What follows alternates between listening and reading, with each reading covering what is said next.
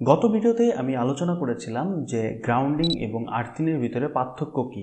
তো সেইখানটাতে আপনারা দেখেছিলেন যে আমরা যখন নিউট্রাল পয়েন্ট থেকে গ্রাউন্ডিং করি বা আর্থিনের সাথে কানেক্ট করি তখন সেটাকে আমরা বলি গ্রাউন্ডিং। তো সেই জায়গা থেকে আপনাদের একটা কনফিউশন তৈরি হতে পারে যে নিউট্রাল এবং আর্থিনের ভিতরে তাহলে তো তেমন কোনোই পার্থক্য নেই।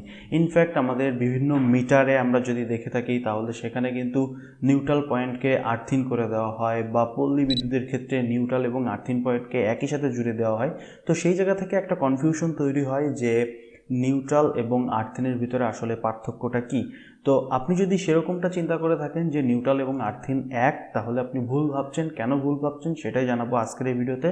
সো এইখানে আপনারা যদি দেখেন যে এইখানে সাপোজ একটা মোটর আছে, এই মোটরটা সাপোজ একটা সিঙ্গেল ফেজ মোটর। এখন এই সিঙ্গেল ফেজ মোটরকে যদি আমাকে চালাইতে হয় তাহলে আমাকে অবশ্যই দুইটা জিনিস আমার প্রয়োজন হবে।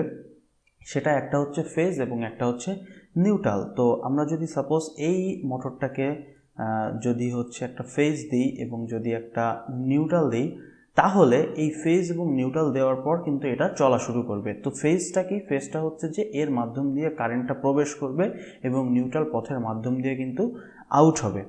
কিন্তু যদি আমরা ফ্রিজের ক্ষেত্রে দেখি, যদি আমরা কম্পিউটার দেখি, রাইস কুকার দেখি অথবা এসি দেখি, সেখানে কিন্তু আমাদের তিনটা পয়েন্ট থাকে। তো একটা থাকে হচ্ছে ফেজের জন্য, একটা থাকে নিউট্রালের জন্য এবং একটা থাকে আর্থিনের জন্য। যদি আমার ফেজ এবং নিউট্রাল যদি আমার আর্থিন এবং নিউট্রাল একই জিনিস হয়, তাহলে আমার ওইখানে এক্সট্রাভাবে কিন্তু একটা পয়েন্ট দেওয়ার কোনো প্রয়োজনীয়তা ছিল না। এখন কেন দেওয়া হয়েছে? তো সেটা দেওয়া হয়েছে যে আমাদের আর্থিন কোথায় আমরা করি। আমরা আর্থিন করি কিন্তু হচ্ছে বডিতে আমাদের, অর্থাৎ আমাদের যদি কোনো ইলেকট্রিক্যাল ইকুইপমেন্ট থাকে যেটার বডিটা মেটালের তৈরি, তো সেই বডি থেকে কিন্তু আমরা একটা লাইন নিই এবং সেই লাইনটাকে কিন্তু আমরা মাটির সাথে আর্থিন করে দিই। এখন এটা কেন করলাম? ধরেন যে সাপোজ আমাদের যে ফেজ তারটা আছে সেটা দিয়ে আমরা ইলেকট্রিসিটি দিছি, দেওয়ার পরে সেই ইলেকট্রিসিটিটা প্রবেশ করছে এবং এর ভিতরে যে কাজটা হওয়ার দরকার, অর্থাৎ কয়েলে কারেন্ট যাওয়ার পরে এটা মোটরটা ঘুরলো এবং এই নিউট্রাল যে পথটা আছে সেই পথটা দিয়ে কিন্তু আমার কারেন্টটা ব্যাক করবে। এখন ব্যাক করে চলে আসলো। কিন্তু ঘটনা যদি এরকম হয় যে যখন আমার এই ফেজটা প্রবেশ করছে, এখন কোনো কারণে এই কয়েলের রেজিস্ট্যান্স নষ্ট হয়ে গেছে বা আইসোলেশন নষ্ট হয়ে গেছে, সেই ক্ষেত্রে আমার এই বডিতে আমার ফেজ চলে আসছে। এখন এই যে ফেজ চলে আসছে এটা কিন্তু আমরা খালি চোখে বুঝতে পারবো না, তখন যে কেউ এসে যদি হাত দেয় তাহলে কিন্তু সে সেখানে শক খাবে।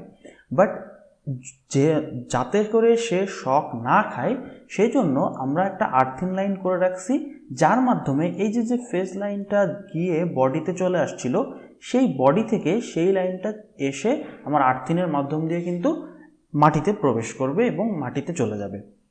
যার ফলে কি হবে, যখন এইখানে কেউ হাত দিবে বা এর বডিতে কেউ হাত দিবে তখন কিন্তু সে শক খাবে না। এর কারণ কি? মানুষের বডির রেজিস্ট্যান্স কিন্তু অনেক বেশি, প্রায় 1000 ওহমের বেশি। বাট আমাদের আর্থিনের যে রেজিস্ট্যান্স সেটা কিন্তু অনেক কম।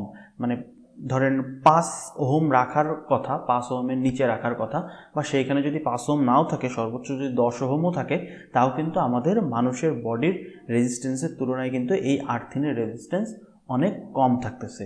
এবং সেই কারণেই কারেন্ট কী করতেছে, কারেন্ট কিন্তু কঠিন পথ দিয়ে যায় না। কারেন্ট সবসময় খোঁজে হলো সহজ পথ, অর্থাৎ সে যেখানে বাধা কম পাবে সেই রাস্তা দিয়ে সে যাওয়ার চেষ্টা করবে। তো সেই ক্ষেত্রে আমাদের আর্থিং লাইনটা যখন থাকে তখন কিন্তু সে আর্থিং লাইন দিয়ে সরাসরি মাটিতে প্রবেশ করে। যার কারণে কি হয়, এই বডিতে যদি কেউ হাতও দেয় সেই ক্ষেত্রে সে শক অনুভব করবে না। এখন এইখানে যদি আপনারা লক্ষ্য করেন তাহলে কিন্তু আপনারা দেখতে পাচ্ছেন যে নিউট্রালটাও হচ্ছে কারেন্ট বের হয়ে যাওয়ার পথ এবং আর্থিনটাও কিন্তু কারেন্ট বের হয়ে যাওয়ার পথ। বাট নিউট্রালটা কি হচ্ছে? নিউট্রালটা হচ্ছে আমার কাজ করে যেটা বের হবে, অর্থাৎ কাজ করার পর যেটা বের হবে সেই পথটা কিন্তু নিউট্রাল। বাট আর্থিংটা কিন্তু আমার কাজ করার পর বের হওয়ার জন্য না। আর্থিংটা মূলত কিন্তু একটা বাইপাস লাইন, অর্থাৎ ইন কেস মানে যদি কোনো দুর্ঘটনাবশত আমার কারেন্টটা চলে আসে এই বডিতে, সেই ক্ষেত্রে সেটা যেন বের হয়ে যেতে পারে, সেই জন্যই কিন্তু এই আর্থিংটা করা হচ্ছে। সো আমরা এখান থেকে বলতে পারি যে আমার নিউট্রালটা হচ্ছে ডিরেক্টলি সার্বক্ষণিক সবসময়ই আমার কারেন্ট আউট হতে থাকবে।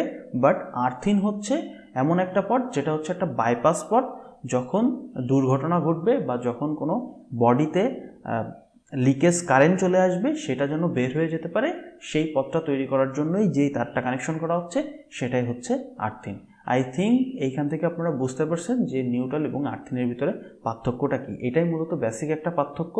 তো আশা করছি ভিডিওটি আপনাদের ভালো লেগেছে। যদি ভিডিওটি ভালো লেগে থাকে তাহলে অবশ্যই একটি লাইক দিয়ে দেবেন, কমেন্ট করে আপনার মূল্যবান বক্তব্য আমার কাছে পৌঁছাতে ভুলবেন না। ভিডিওটি শেয়ার করে অন্যদেরকে শিখতে সাহায্য করবেন। আর আপনি যদি চ্যানেলটিতে নতুন হয়ে থাকেন তাহলে অবশ্যই সাবস্ক্রাইব করে রাখবেন। দেখা হচ্ছে পরবর্তী ভিডিওতে। Good bye.